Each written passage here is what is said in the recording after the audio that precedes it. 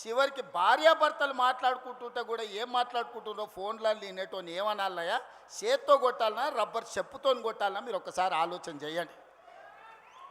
ఆలు మొగుళ్ళు మాట్లాడుకునే మాటలు కూడా ఫోన్లలో ఫామ్ హౌస్లో పెట్టుకొని మిషన్లు పెట్టుకొని వాళ్ళ మాటలు వినేటోడు ఆ పాపాల బైరోడు మళ్ళీ రావాలనా?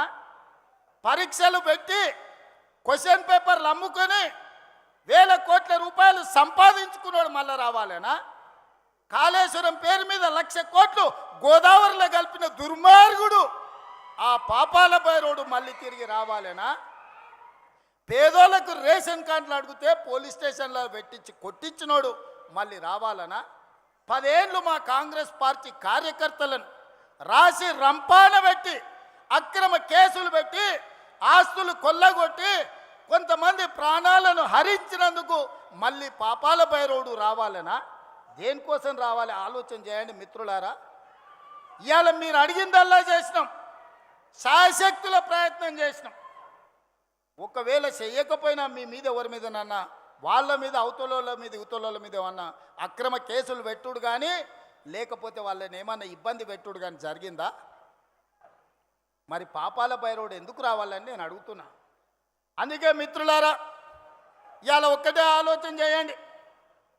మీరు కూడా గ్రామాలలో 10 ఏళ్ళ బీఆర్ఎస్ పాలన, 12 ఏళ్ళ మోడీ పాలన, 10 ఏళ్ళ ఇందిరమ్మ పాలన మీద రచ్చబండలలో చర్చ పెట్టండి. తాటి చెట్టు కాడ కళ్ళు తాగేటప్పుడు చర్చ పెట్టండి, బార్ షాప్ కాడ పెట్టండి, బీర్ షాప్ కాడ పెట్టండి, పెళ్లి కాడ పెట్టండి, సావు కాడ పెట్టండి, సర్పంచుల సంఘం కాడ పెట్టండి, లేకపోతే అసెంబ్లీలో పెట్టండి. చర్చ చేద్దాం. మనం చేసిన పనులు చెప్పుకోకపోవడం వల్ల ఈరోజు ఆ దుర్మార్గులు బామార్తులు బిల్లా రంగాలు ఊరూరు తిరిగి అబద్ధాలు చెప్తున్నారు. వాళ్ళకి దేవుడు శాపం పెట్టిండు, నిజం మాట్లాడితే మీ తల 1000 ముక్కలై సస్తరని. ఒక్క మాట కూడా నిజం మాట్లాడు. మొత్తం కుటుంబం అంటారా నాయన. ఫామ్ హౌస్లో వండుకున్న శుక్రాచార్యుడు కావచ్చు, ఊరి మీద తిరిగే మారీచుడు కావచ్చు, లేకపోతే సుబావుడు కావచ్చు, ఎవడన్నా నిజం మాట్లాడతారా? మా లక్ష్మణ్ 687 కోట్ల రూపాయలు టెండర్లు పిలిస్తే 3,000 కోట్ల అవినీతి జరిగిందంట. మూతి మీద పెట్టి కొడతా రా సవాల్ చేస్తున్నాను మా లక్ష్మణ్ అన్నాడు. ఇక మళ్ళా రాలే. సింగరేణిలో టెండరే కాలేదు, తారీఖే రాలేదు, మొత్తం సింగరేణి కొల్లగొట్టిరని నోరు తెరిచిన అబద్ధం. నోరు తెరిస్తే అబద్ధాలు చెప్పి 100 అబద్ధాలు ఒకటే అబద్ధాన్ని 100 సార్లు చెప్తే నమ్మకపోతారా అని అనుకుంటారు.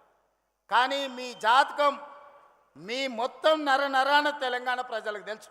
ఉద్యమం సమయంలో పిల్లల ప్రాణాలను ఎట్లా పొట్టన పెట్టుకున్నారో, అధికారంలోకి వచ్చిన తర్వాత ఎట్లా తెలంగాణ రాష్ట్రాన్ని కొల్లగొట్టినరో, ఎట్లా అక్రమ కేసులు పెట్టినరో తెలంగాణ సమాజానికి అంతా తెలుసు. మీరు ఎన్ని అబద్ధాలు చెప్పినా, మీరు ఎన్ని నాటకాలు వేసినా మిమ్మల్ని తెలంగాణ సమాజం నమ్మదు, క్షమించదు. అందుకే మిత్రులారా ఇవాళ మా ఎంకన్న చాలా విషయాలు ప్రస్తావించాం. నల్లగొండను ప్రత్యేకంగా చూడమన్నాడు. తప్పకుండా అదేవిధంగా మా పార్లమెంట్ సభ్యుడు నాకు అత్యంత సన్నిహితుడు రఘువీర్ గారు కూడా కొన్ని అంశాలను ప్రస్తావించడం జరిగింది.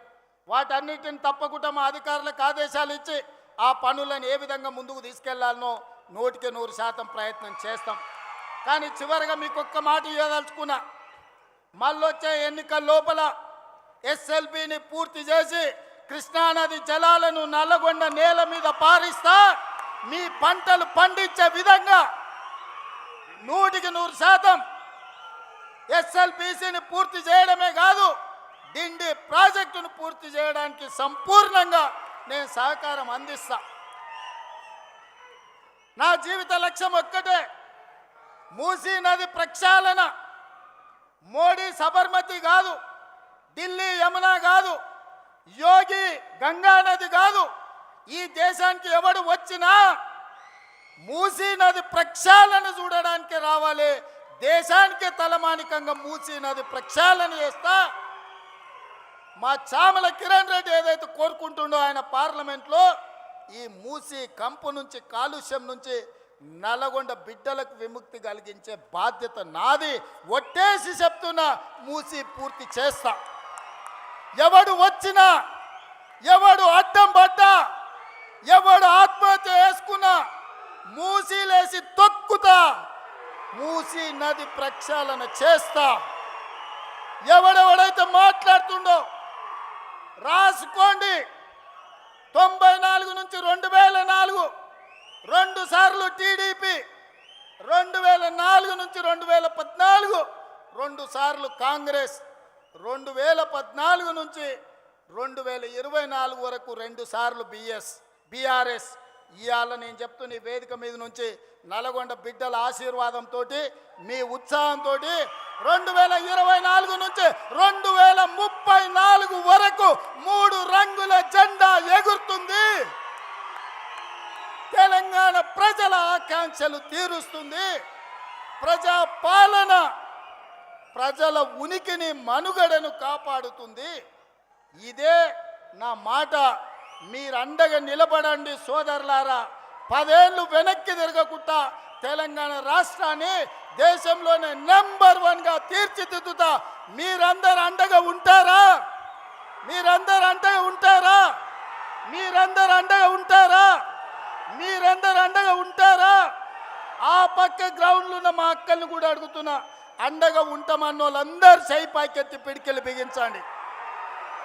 జై కాంగ్రెస్, జై జై కాంగ్రెస్, జై కాంగ్రెస్. ఢిల్లీ వరకు వినిపించాలి.